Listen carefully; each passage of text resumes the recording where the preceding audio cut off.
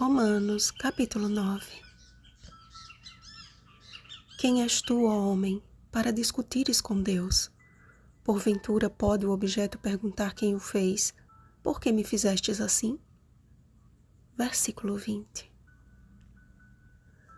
Paulo desabafou a sua grande tristeza e incessante dor no coração, em palavras sinceras movidas pelo Espírito Santo.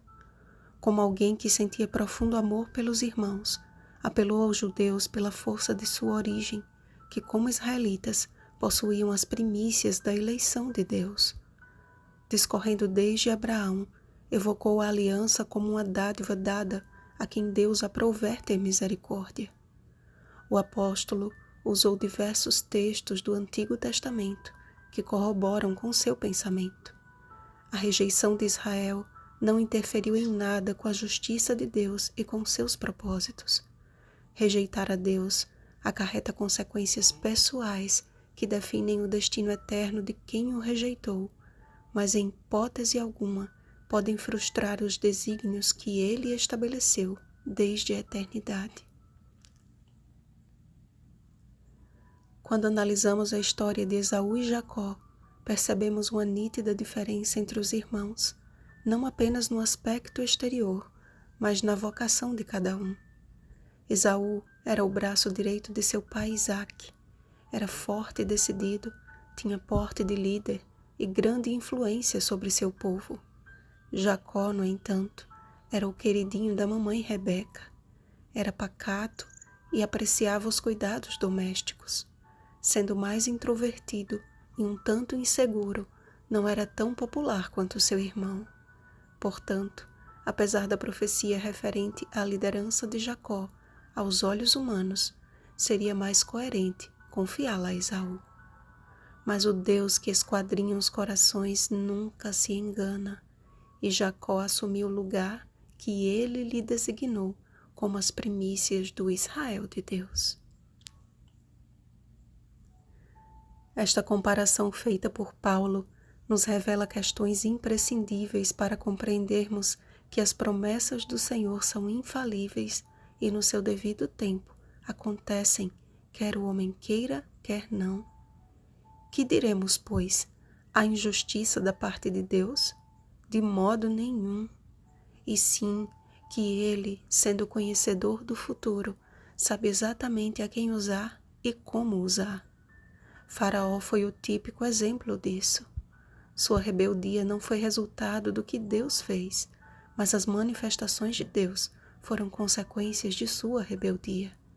Em toda a história deste mundo, Deus tem suportado com muita longanimidade os vasos de ira preparados para a perdição, a fim de que também desse a conhecer as riquezas da sua glória em vasos de misericórdia que para a glória preparou de antemão.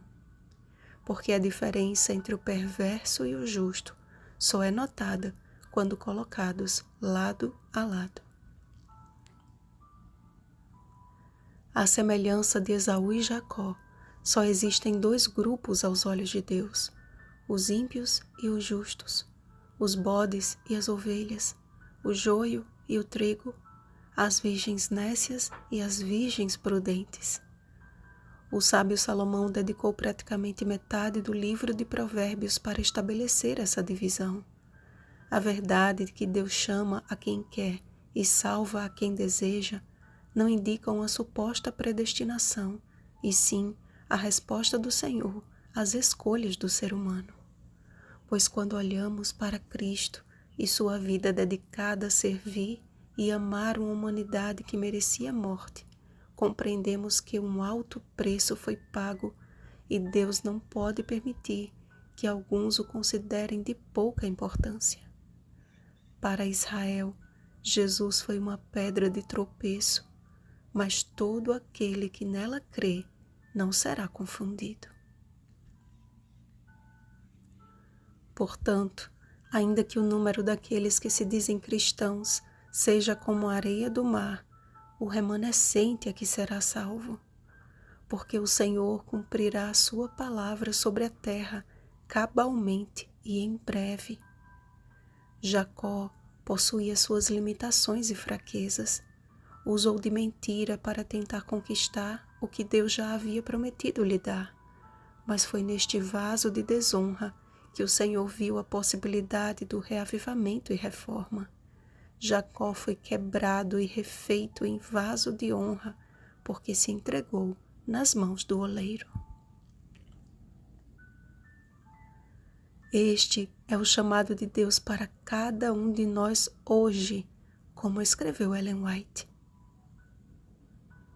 A história de Jacó é uma segurança de que Deus não repelirá aqueles que foram atraídos ao pecado, mas que voltaram a Ele com verdadeiro arrependimento. Foi pela entrega de si mesmo e por uma fé tranquilizadora que Jacó alcançou o que não conseguira ganhar com um conflito em sua própria força. Deus assim ensinou a seu servo que o poder e a graça divina unicamente lhe poderiam dar a bênção que ele desejava com ardor. De modo semelhante será com aqueles que vivem nos últimos dias. Em toda a nossa desajudada indignidade, devemos confiar nos méritos do Salvador crucificado e ressuscitado. Ninguém jamais perecerá enquanto fizer isto. Patriarcas e Profetas, página 139. Vigiemos e oremos.